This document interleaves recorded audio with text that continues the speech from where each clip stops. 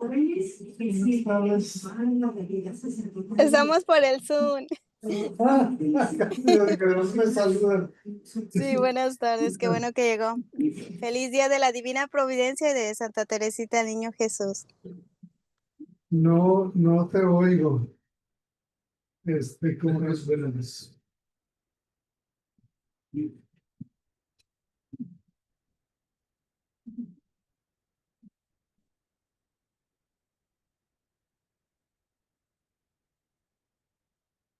¿Ahora sí?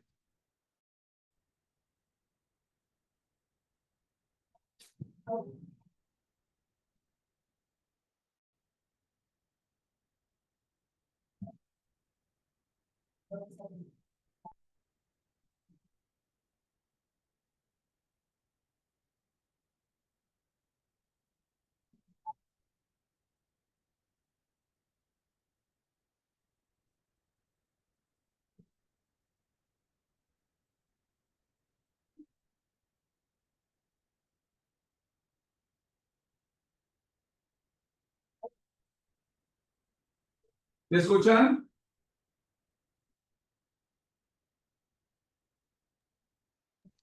Sí, Sí, señor señor. Adrián, se escucha muy bien. Gracias.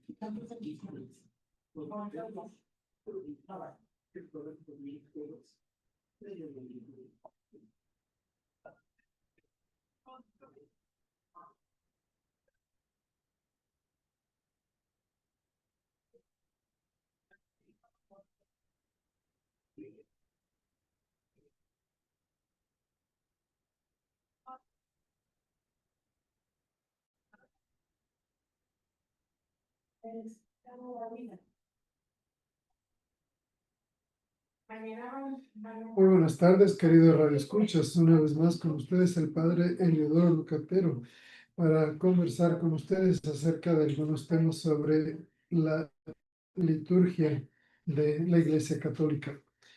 Como siempre, les doy un caluroso saludo a ustedes que nos escuchan a través de la radio, de la, del 1380 de amplitud modulada. También a aquellas personas que se conectan con nosotros a través del internet, en la página web, o aquellos también que se comunican a través de la página de Virgen de Guadalupe Radio, la página de Facebook. También el pequeño y fiel grupo que nos escucha siempre y se conecta con nosotros a través del Zoom. A todos ustedes les doy la más calurosa bienvenida a nuestra programación.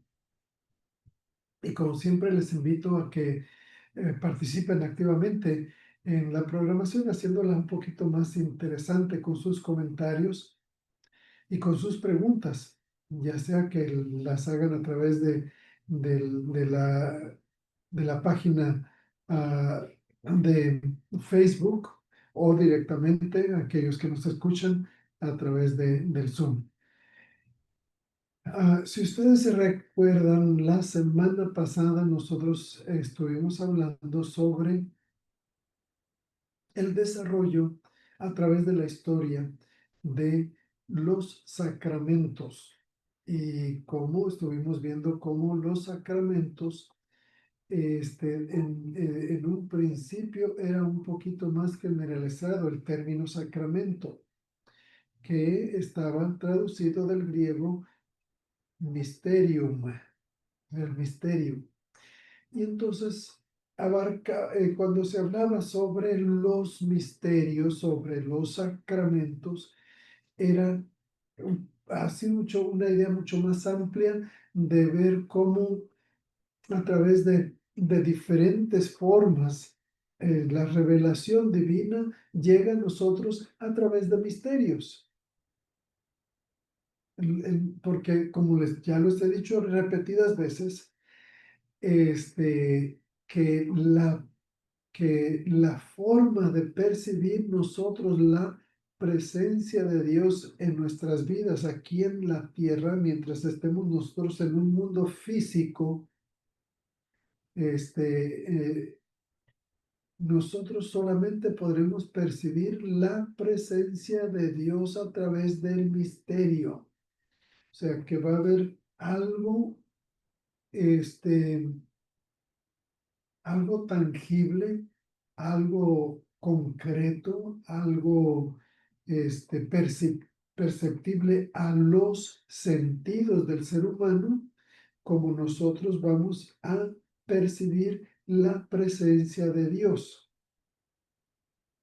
Aún los mismos santos que han tenido el privilegio de tener revelación divina a través de su espiritualidad, a través de una forma de, de que se le llama, que ellos han tenido el privilegio de entrar en éxtasis, y entonces esa, ese éxtasis, esa forma en que Dios se les revela a aquellos que tienen ese don del misticismo.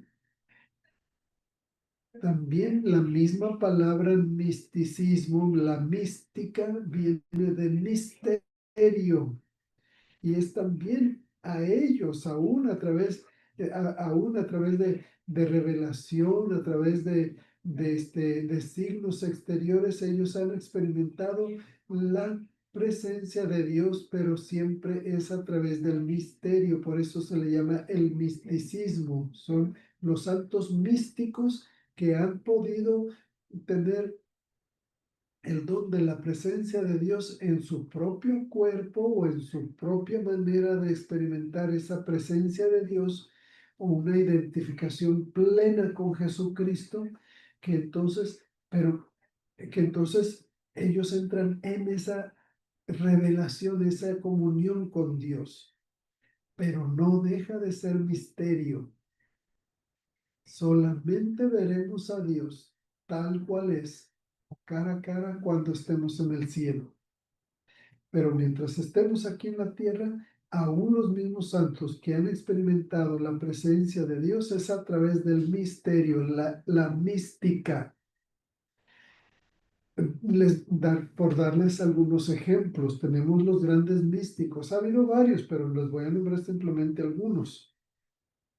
Uno de ellos es San Francisco de Asís, que en su mística se identifica tanto con la persona de Jesucristo, que que San Francisco llega a tener las llagas de la pasión de Jesucristo en la cruz. Entonces, esa manera de identificarse y de recibir al Señor Jesús en su propia persona, esa manera mística es recibir las llagas de la pasión del Señor. Luego tenemos a Santa Teresa de Ávila. Santa Teresa de Ávila, también una gran mística, que a través de su oración llega a tal punto en que llega a ese momento de éxtasis, de comunión con Dios. Las personas que escuchan esta programación y que viven en San Antonio, pueden ustedes ir por darles un ejemplo de esa manera en que muestran el éxtasis de Santa Teresa, esa manera mística de comunión con Dios. Vayan a la Basílica de Santa Teresita del Niño Jesús, que está en la calle Zarzamora, la basílica. Le dicen aquí del Little Flower, pero es la Basílica de Santa Teresita del Niño Jesús. En el altar mayor ustedes van a ver un, un este, un, una, eh, este, pues, ¿cómo les puedo decir? Una manera de poner, está hecha en mármol, esa forma de presentar a Santa Teresa de Ávila, que está en éxtasis. Está ella como en una forma desmayada, y un ángel le está atravesando el corazón con una flecha, la flecha del amor de Jesucristo. Entonces, pero ¿por qué les digo esto?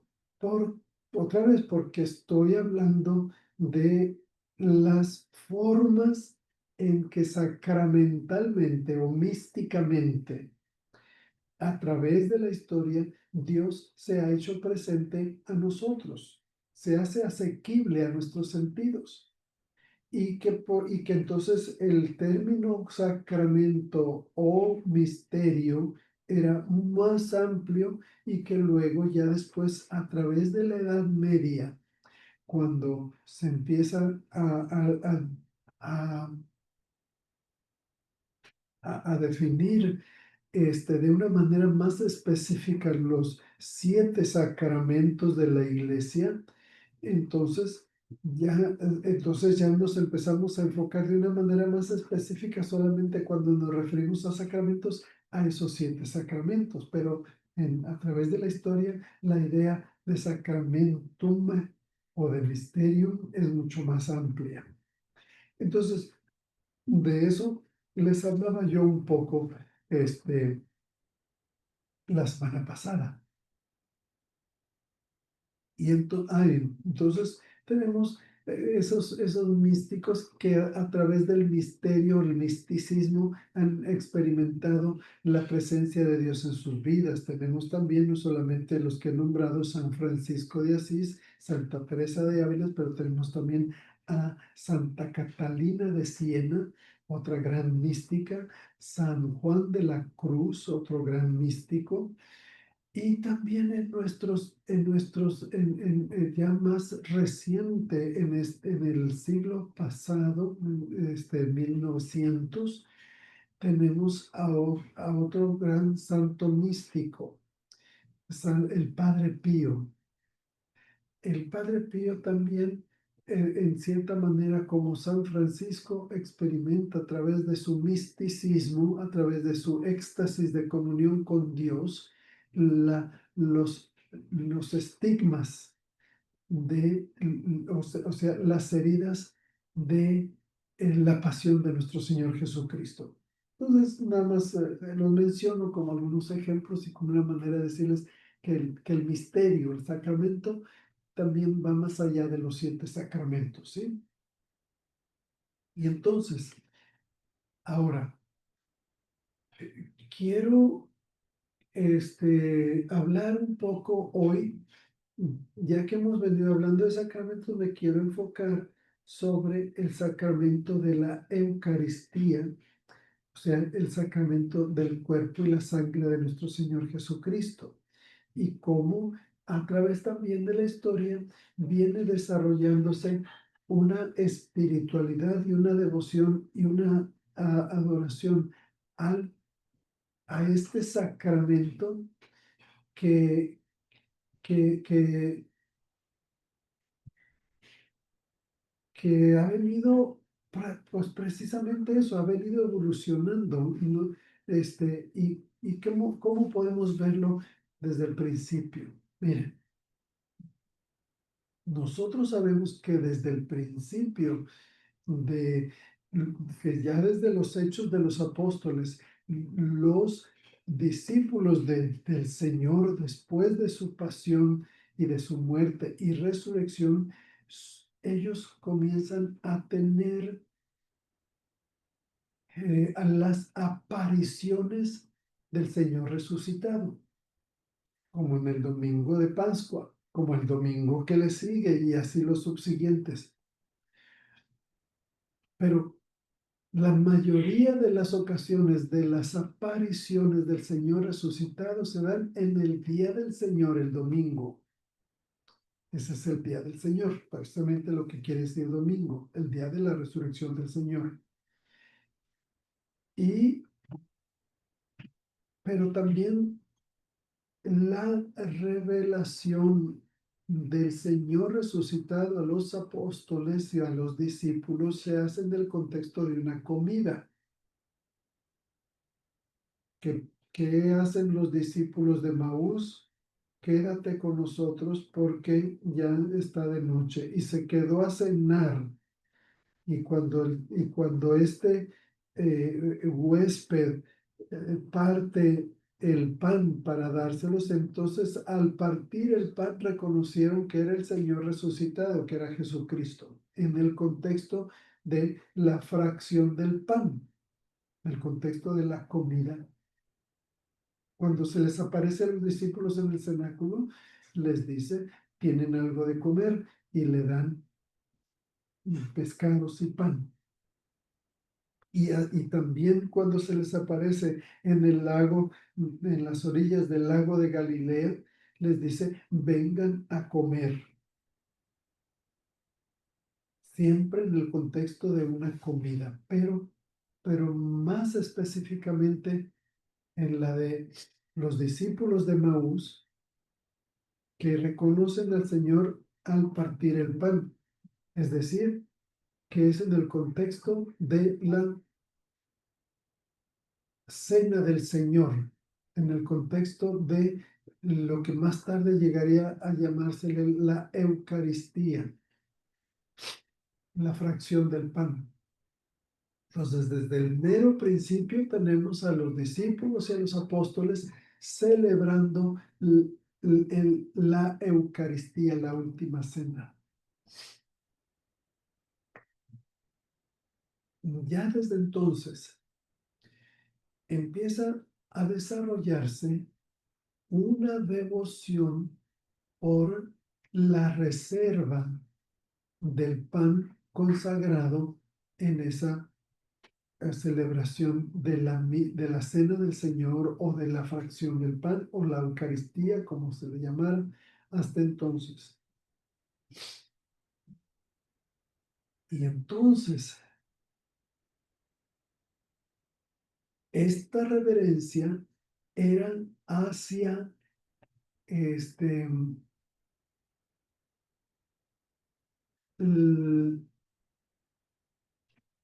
hacia la reserva, pero la reserva en los primeros años y los primeros siglos de la iglesia era exclusivamente reservado para llevar la comunión a los enfermos y a los que estaban confinados a no salir de sus casas, no podían salir de sus casas, a enfermos y ancianos, pues les llevaban la comunión. Y entonces el guardar restos del pan partido en la última cena era exclusivamente para, para los enfermos y para los confinados a estar solamente en casa. Pero se le guardaba en un lugar especial. Se le guardaba en un lugar especial donde los que tenían acceso a él tenían reverencia porque sabían que era el cuerpo y el cuerpo de Cristo. Pero los primeros siglos solamente fue la única razón de reservar la Eucaristía para eso. Y no había adoración de la Eucaristía fuera de la misa. No que no le tuvieran respeto, vuelvo a repetir, le tenían gran reverencia, pero no se había desarrollado todavía la costumbre de adorar al Santísimo fuera de la misa.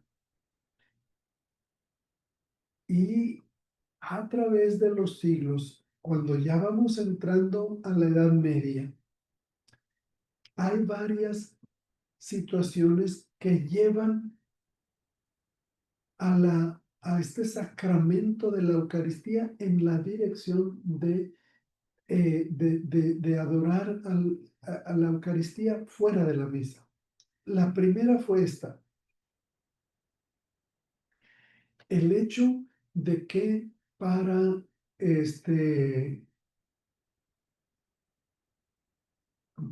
para que para la Edad Media los fieles ya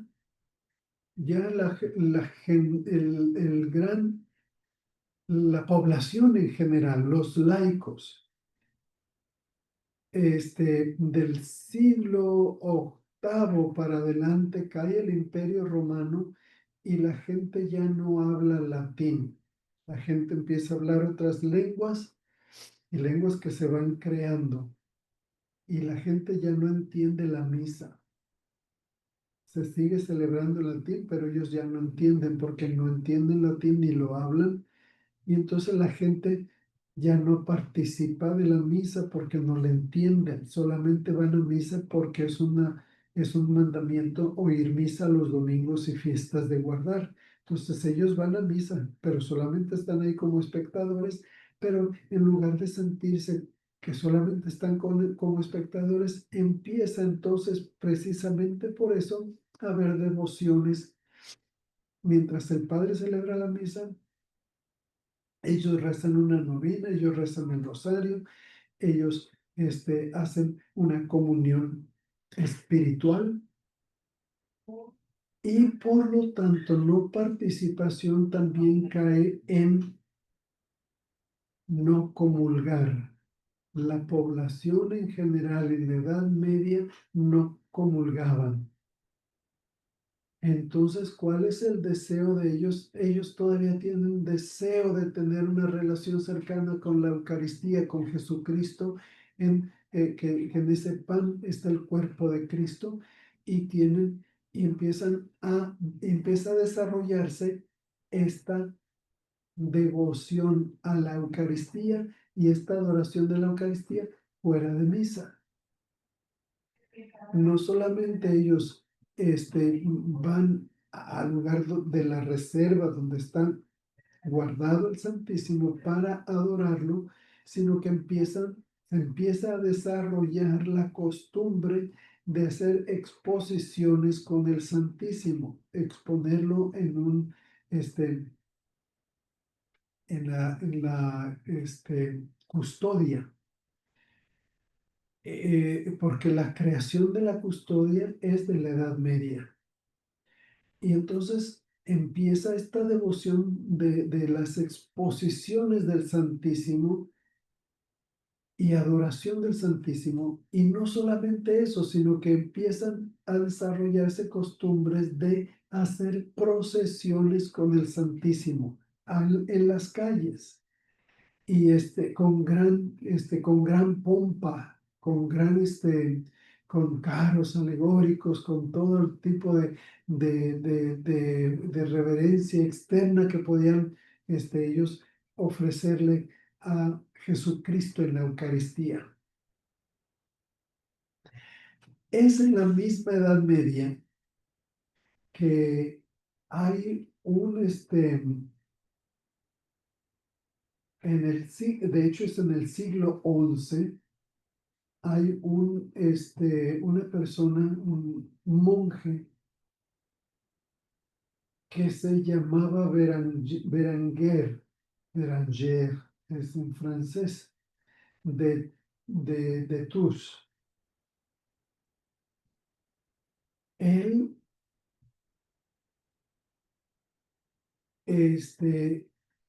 llegó a tomar una posición de negar que Jesucristo estuviera en cuerpo y alma en el pan y el vino, de que el pan fuera el cuerpo real de Jesucristo y el vino fuera su sangre.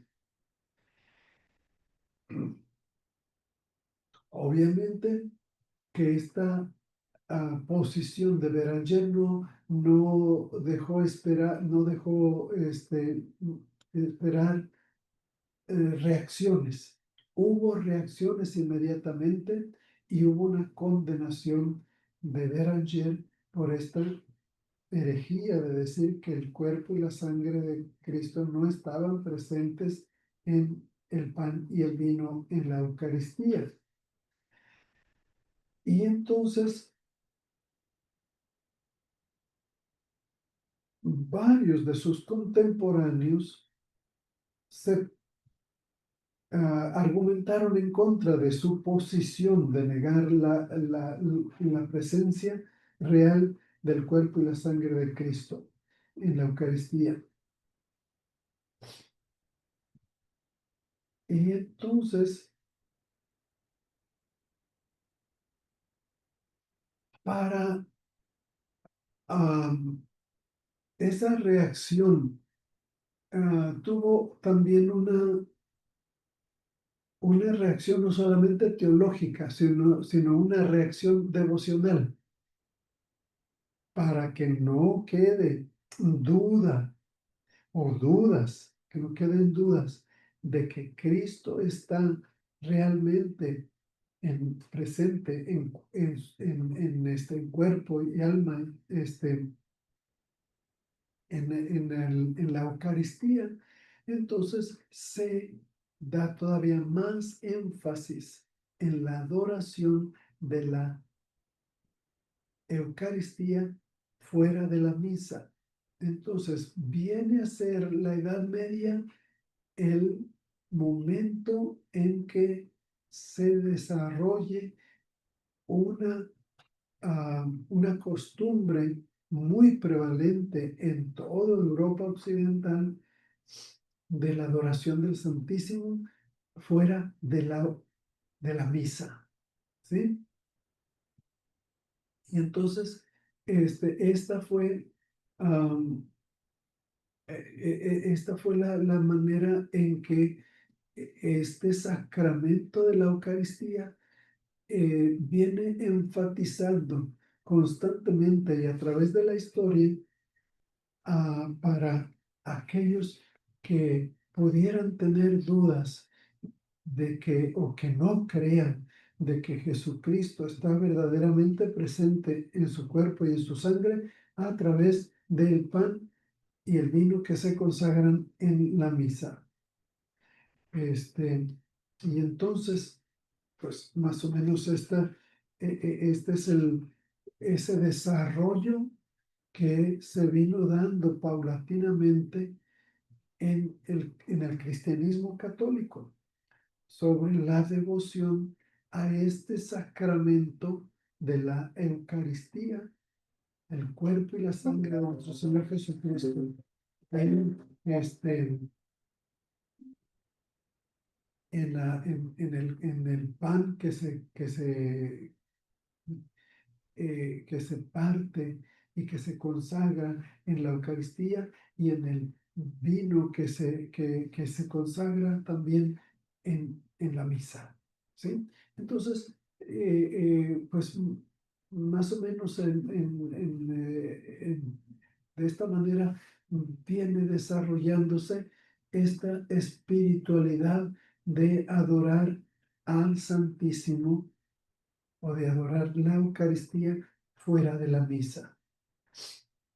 Sin embargo, nos va a decir siempre la Iglesia a través de la liturgia que aunque nosotros tengamos una gran devoción y un gran amor a la Eucaristía fuera de la misa, que no nos olvidemos que la fuente, el origen de ese sacramento es en la misa, es en la oración eucarística que siempre se celebra en la misa y que nosotros siempre vamos a recurrir a la fuente, que no nos olvidemos que ese es el centro, que si bien nosotros adoramos el Santísimo Sacramento cuando está expuesto en la custodia o simplemente porque está ahí en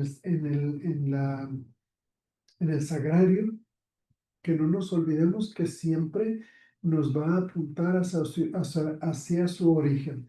¿Qué les quiero decir con esto? Que podrían personas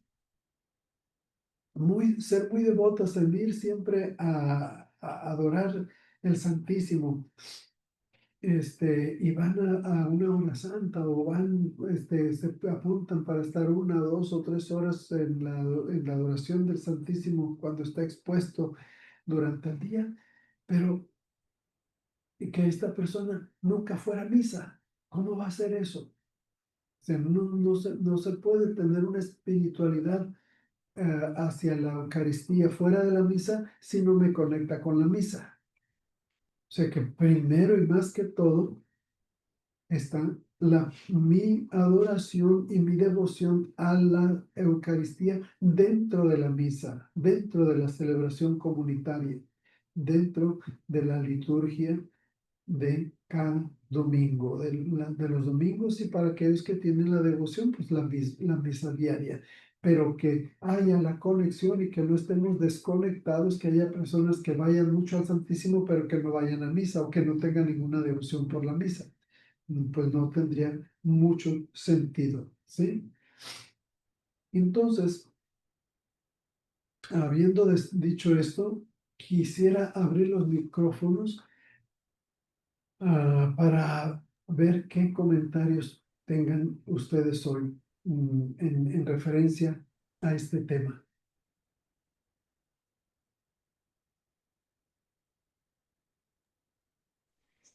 Buenas tardes, padre, bienvenido. Gracias, buenas tardes, Gracias, Alex. gracias por lo que nos enseña, gracias por traernos la misa aquí a la radio, el aprendizaje de la misa, de la presencia de Dios. Padre, estaba leyendo, no me acuerdo qué numeral en el catecismo, pero en el catecismo dice que el altar es símbolo de Cristo. No comprendí bien eso de que dice que el altar es símbolo de Cristo. Sí, mira, nosotros siempre, y nos va a decir, en algunas partes también de la catequesis, que Jesucristo es aquel que no solamente es la víctima, es el sacerdote y es el altar mismo del sacrificio que se le ofrece a Dios Padre. O sea, él es el sacerdote que ofrece, él es la víctima y él es el altar. El mismo altar para nosotros que se convierte prácticamente en la cruz, es ese altar de su sacrificio en la cruz, y que entonces de ahí se convierte en ese mismo altar en la fuente de donde emana para nosotros todo sacramento. Y entonces siempre el altar va a tener esa conexión con Jesucristo y con su sacrificio. Por eso el mismo catecismo va a decir, pues sí, el altar simboliza a Cristo, porque él es sacerdote, víctima y altar. Este, por eso nosotros tenemos reverencia al altar, que cuando se celebra la misa, cuando la misa está celebrándose y está el Santísimo, por decirlo ahí atrás, en el altar, atrás, este, y que nosotros siguiéramos teniendo, centrando nuestra atención en el altar, donde está el Santísimo, y nos llama la liturgia y nos dice, no, cuando empieza la misa es como si pusiéramos una cortinita imaginaria a la reserva del Santísimo, y el centro va a ser el altar.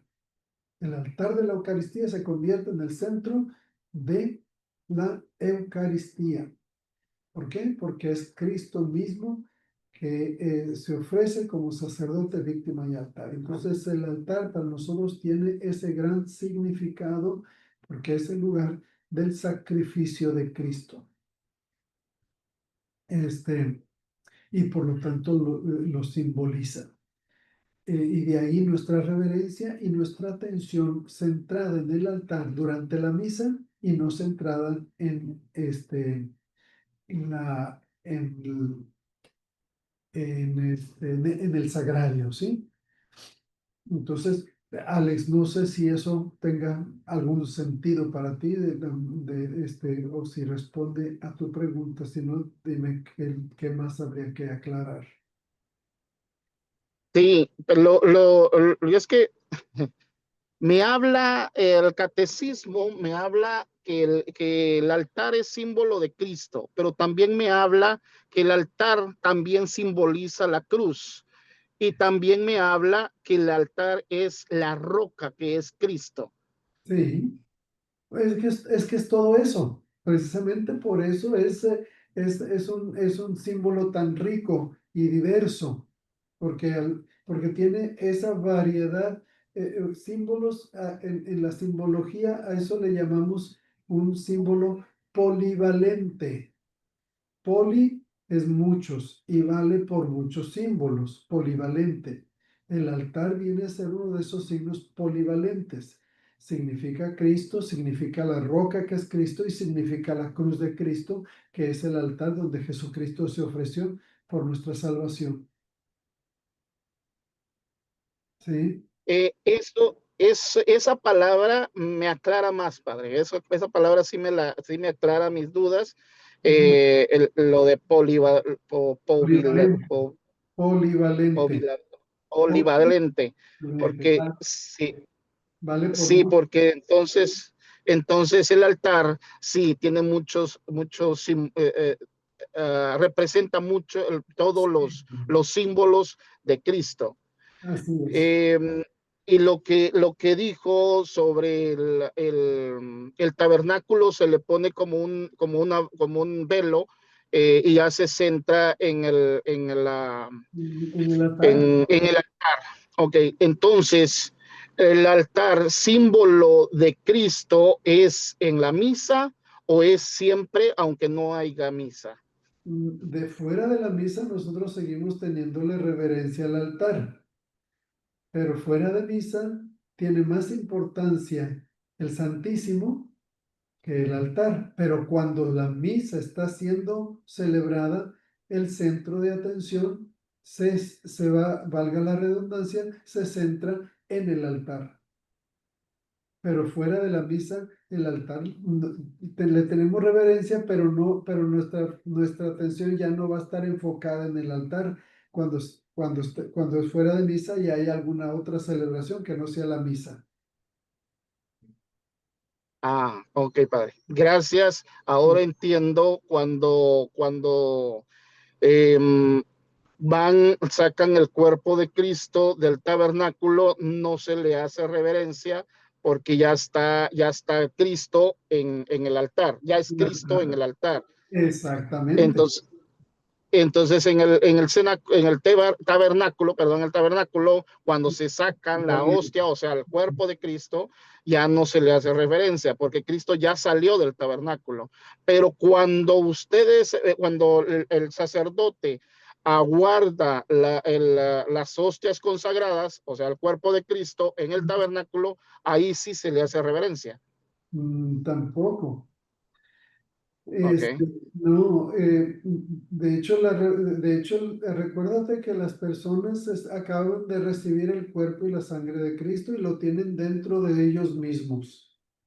Y ahí es donde están ellos centrados porque es el momento de meditación después de recibir comunión. ¿Y dónde van a centrar su atención? En que Cristo lo hemos recibido, lo hemos comulgado y está en nosotros. Lo otro es simplemente un movimiento que es necesario hacerlo, simplemente purificar los vasos y guardar el Santísimo. No va más allá de eso. No que no le vayamos a expresar respeto, pero la devoción no está centrada en ese momento en la reserva de la Eucaristía, está centrada en que lo hemos recibido y está en nosotros, está aquí dentro de nosotros. Y ahí es donde se centra porque es un momento de meditación. Después de comulgar, se da un silencio de meditación y ahí se centra la atención en que hemos recibido a Cristo en nosotros. Lo demás son movimientos que son necesarios. O sea, hay que purificar, hay que guardar la reserva en el sagrario. Nosotros en español no usamos la palabra tabernáculo para guardar el Santísimo, usamos la palabra sagrario. En inglés sí se usa la palabra tabernacle, pero en español es sagrario. Este, para nosotros, tabernáculo todavía tiene un sentido mucho más amplio que el sagrario donde se guarda la reserva. Pero en fin, pero otra vez vuelvo a insistir que el momento de atención después de comulgar está en nosotros porque estamos meditando en el misterio que hemos recibido. Allá sigue el movimiento en el altar. ¿Un movimiento de qué? De purificar, de guardar la reserva, de ponerla en el sagrario, pero nosotros acá estamos centrados en el misterio que recibí o en el misterio que recibimos. No sé si eso tenga sentido, pero ese es el sentido de la liturgia. Después de haber comulgado, la atención se centra en el misterio que recibí, en el misterio que recibimos. ¿Sí? Sí, padre, gracias. Sí, es agrario, gracias por la aclaración. Sí, o sea, entramos cuando recibimos a Cristo y ya es cuando entramos en la contemplación, a Exacto. contemplar a Cristo que lo tenemos ya con El nosotros. misterio que hemos recibido. Exacto.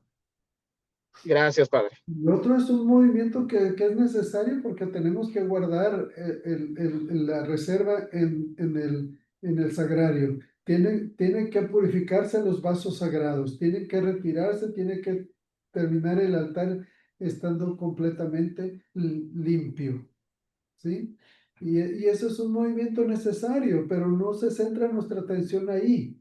Nuestra atención se centra en nosotros que hemos recibido el cuerpo y la sangre de Cristo, el misterio que hemos recibido, ahí se centra nuestra atención y es el momento también de darle gracias a Dios por ese don que tan inefable que hemos recibido. ¿Sí? Buenas tardes, padre. Gracias por ese comentario que usted dice que es más importante la Santa Misa antes de ir a adoración. Ah, Tengo una pregunta, padre. sí. Hace un tiempo una señora comentó que ella había mirado en la iglesia que un papá le daba un pedacito de la Eucaristía a su hijo. Dios La mío. otra vez a mí me tocó ser ministro. Sí. Entonces yo escuché cuando el niñito le dice al papá, no me diste un pedacito, no me diste un pedacito. Después yo hablo con el Señor aparte, le comento, pero él como que lo negó, Ajá. como que si no lo hubiera hecho. Pero el No, niño decía, es que no me dio un pedazo de dona. Y en esos casos, padre, si la persona ya le dio un pedacito de Eucaristía a este niño, se miraba como unos 5 años este niñito, ¿qué se ajá. puede hacer, padre? Bueno, no se puede hacer nada sobre lo que ya se hizo. Se puede dar una catequesis a la persona que está haciendo algo indebido. Que el padre o la madre quiera darle un pedazo de la comunión al niño cuando todavía no hace la primera comunión. Este, y no pasa nada. Les voy a decir por qué. Primero, para nosotros es importante que haya una catequesis antes de que un niño reciba la comunión, no porque no pueda recibirla, pero para nosotros la importancia es que el niño sepa la importancia de lo que está recibiendo. De hecho, por ejemplo, en las iglesias de ritos orientales, en las iglesias de los ritos orientales en el Medio Oriente, cuando se bautiza a un niño, recibe los tres sacramentos desde el momento del bautismo. Recibe bautismo, confirmación y comunión. Entonces, aunque el niño esté bebito, se le remoja un pedacito del cuerpo de Cristo, es decir, por intinción, y se le da al niño a que lo coma. Y entonces ahí, en el momento del bautismo, en la tradición de las iglesias orientales, hay verdaderamente una iniciación cristiana. Reciben bautismo, confirmación y comunión. Pero en nosotros no. En el occidente no hay iniciación cristiana para los niños. Hay iniciación cristiana para los adultos. Y el catecismo de la iglesia, no, perdón, no el catecismo. El derecho canónico de la Iglesia nos va a decir que los que ya están en uso de razón, es decir, alrededor de los 7 u 8 años de edad y que no han sido bautizados, ellos también son tratados como adultos, o sea que también ellos van a recibir bautismo, confirmación y comunión. Pero de otra manera, nuestra tradición de católicos del rito romano, no hay comunión hasta que tengan los niños uso de razón, para que en ese tiempo, en ese momento, ellos tengan una catequesis en la cual reciban la, la enseñanza de la iglesia sobre la Eucaristía y la importancia de la Eucaristía en la vida de los cristianos. De que ese pan es el cuerpo de Cristo y ese vino es la sangre de Cristo. Entonces, es nuestra tradición del rito romano no recibir la comunión hasta después de un proceso de catequesis. Pero no porque no pueda, sino simplemente no debe. O sea, al niño que le dieron la comunión no va a pasar nada. Recibió a Jesucristo. No se da cuenta de lo que está recibiendo, no le da importancia a lo que está recibiendo. Y entonces, precisamente por eso nosotros tenemos que estar muy atentos. Cuando una persona quiera hacer o haga eso, se le llame, se platique con esa persona y se le dé las razones por las cuales no puede y no debe compartir su comunión con un menor de edad y de hecho con nadie. Nosotros no, yo no puedo partir como laico, partir el cuerpo de Cristo y dárselo a alguien. Solamente el ministro. Solamente el ministro ordinario, que es el sacerdote, aún ni siquiera el diácono, tiene esa facultad, la facultad de manejar el cuerpo de Cristo es solamente el ministro ordenado como presbítero, como sacerdote. Y entonces él es el único que puede hacer eso, así es que esa persona no debe de estar manejando o manipulando la Eucaristía en ese sentido, y entonces hablarle, decirle por qué no puede esa persona hacerlo, por qué no debe el niño recibir la comunión todavía, puesto que no ha recibido una preparación para su primera comunión, y, y nada más, no pasa nada, pero sí tenemos que estar atentos para poder remediar o corregir esas situaciones que ellos piensan que están haciendo algo bien cuando en realidad no. ¿Sí? Sí, muchísimas gracias, padre. Gracias por esa explicación. No es terrible. Sí, Algo más. sí, tengo un comentario de, buenas tardes, padre, Pues, de Teresa. Ella está en Facebook, hoy no nos pudo acompañar aquí en Zoom. muy bien. Dice, saludos, padre. Como nos dice en el Catecismo de la Iglesia Católica, la conversión y la penitencia diarias encuentran su fuente y su alimento en la Eucaristía, más el antídoto que nos libera de nuestras faltas cotidianas y nos preserva de pecados mortales. Justo ayer leímos esto en el cenáculo de la Divina Misericordia. Muy bien. Pues, Eso es lo que comenta. gracias. Fue la que comentó, fue Teresa. Sí, Gracias, Teresa, por el comentario. Yo creo que es muy acertado, de que nos demos cuenta de la centralidad y la importancia de lo que es la Eucaristía en la vida de todos los cristianos, los que creemos en la presencia real de Jesucristo en la Eucaristía.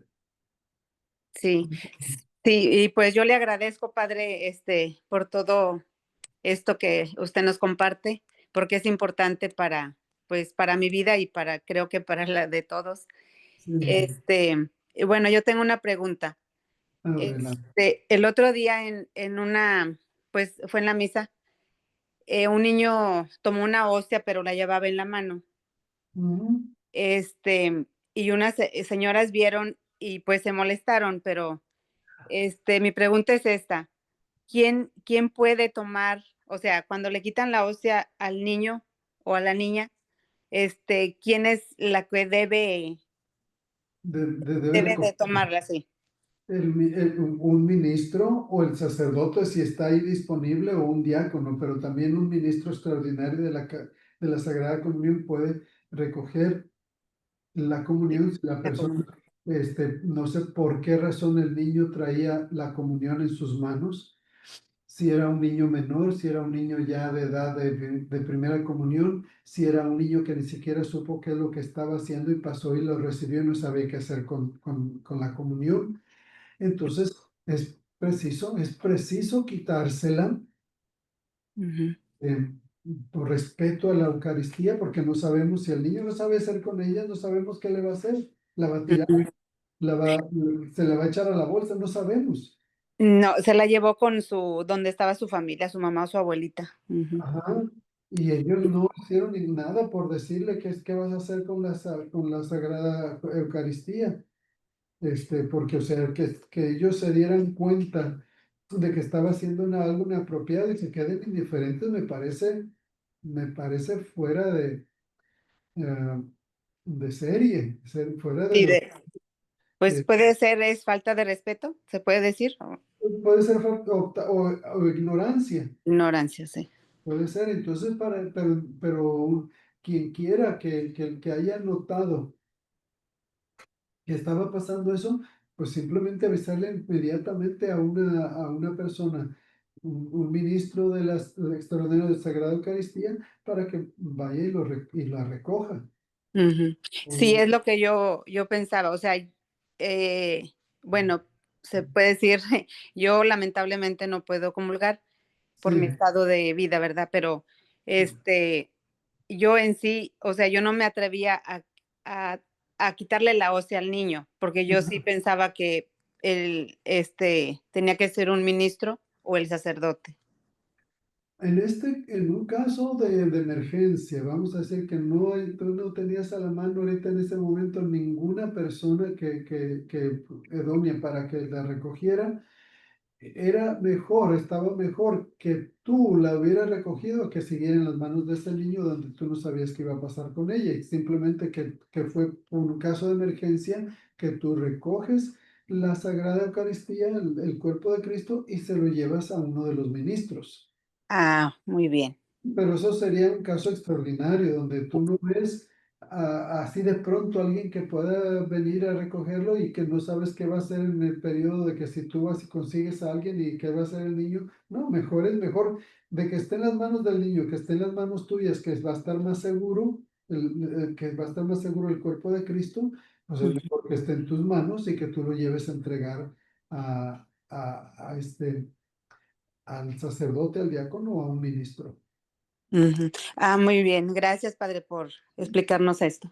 No, de nada. Padre, de hecho, usted mencionaba qué importante es la catequesis, es porque así pasó una vez en una ocasión en una iglesia, pero también fue porque quizás ese ministro no estaba informado cómo se debe de dar y saber en qué momento a un niño se le puede dar la comunión. Entonces es bien importante como los ministros extraordinarios saber, porque pues quizás no sabemos de dónde fue la culpabilidad. Sí, sí, sí, sí. Muchas gracias, padre. No, de nada para servirles. Gracias a ustedes por sus comentarios que vienen a hacer más rica esta, este compartir sobre la Eucaristía, que es uno de los 7 sacramentos, pero que por su naturaleza es el centro de todos los demás sacramentos de la Iglesia. Es tal vez el que más repetimos de los sacramentos. Hay sacramentos que no se repiten, como el bautismo no se repite la confirmación, no se repite el matrimonio, no se repite la consagración de los ministros con la ordenación, las órdenes sagradas, este, pero el sacramento de la comunión sí se repite. Por eso es un gran don. Este, Y entonces es en ese sentido de que se convierte en ese centro de fuente de gracia constante para nosotros, que nos va alimentando y nos va llenando, que es como acercarnos a la fuente de ese que simboliza el costado herido de nuestro Señor Jesucristo, donde brota, humana, la fuente de la gracia. Así también nosotros nos acercamos a la Eucaristía como esa fuente de gracia del costado herido de nuestro Señor Jesucristo. Y de ahí la gran importancia de la centralidad de la Sagrada Eucaristía en la vida de la Iglesia. Se repite también el sacramento de la reconciliación, también otra fuente de gracia y bendición, pero sobre todo la Eucaristía. La Eucaristía es como ese río de agua viva que sale del verdadero templo que es Jesucristo. Si el profeta Ezequiel nos hablaba de ese río que empezaba esa agua que empezaba a llenar el templo y empezaba a salir del templo para formar un río de agua viva, Jesucristo dice que sobre el verdadero templo, destruyen este templo y yo lo construiré en 3 días. Su cuerpo resucitado se convierte en el verdadero templo de Dios, del cual está lleno de esa gracia, de esa agua que simboliza la gracia y que brota de su costado, formando un río de agua viva. Y así es la Eucaristía, esa fuente de gracia y bendición para todos aquellos que recibimos la Eucaristía. Bueno, Padre, Betty tiene un comentario o una pregunta. Betty, adelante, ya prontito porque se nos acaba el tiempo. Ya Betty, sé, padre. Buenas tardes. buenas tardes. No, pues igual me uno a los agradecimientos que vieron las hermanitas, ¿verdad? Y yo tengo un comentario, pues también tenía una pregunta, no sé si me da tiempo de que me la conteste, pero el comentario que usted presentaba al principio de que el Señor se había manifestado a los apóstoles, ¿verdad? En unas comidas. Bueno, yo pienso que desde el principio el Señor se manifestó de esa manera, ¿no? Porque desde el inicio, cuando Él vino a este mundo, se presentó en un pesebre, en un lugar en donde se le daba de comer a los animalitos. Entonces, desde ahí, Él nos mostró que Él era el alimento para el mundo, ¿verdad? Yo lo veo de esa manera. Sí, de hecho Jesucristo lo dice mucho antes de dársenos en la Eucaristía, en la última cena: este es mi cuerpo, esto es mi sangre, tomen y coman, tomen y beban. Pero desde mucho antes, en su ministerio, Jesucristo se presenta así como: yo soy el pan vivo bajado del cielo, el que come mi cuerpo y bebe mi sangre vivirá para siempre. La multiplicación de los panes y de los peces son símbolos de la Eucaristía. Así es que mucho antes de su pasión, muerte y resurrección, Jesucristo ya se refiere a él mismo como el pan vivo bajado del cielo. Gracias por tu comentario y gracias a todos por su atención. Se nos ha terminado la hora de compartir con ustedes. Así es que les deseo una feliz tarde llena de bendiciones y Dios mediante nos vemos en la próxima semana. Les doy la bendición. El Señor esté con ustedes. La bendición de Dios Todopoderoso, Padre, Hijo y Espíritu Santo descienda sobre ustedes y permanezca para siempre. Amén. Muchísimas gracias, Padre, y gracias al señor Adrián. Padre, Sí, que le vaya bien, reza por gracias. nosotros y nosotros por usted. Trato hecho. Gracias. Hasta pronto, bendiciones. Gracias, Padre. Pues nada, gracias a ti. Nos vemos, si Dios quiere, la semana que viene.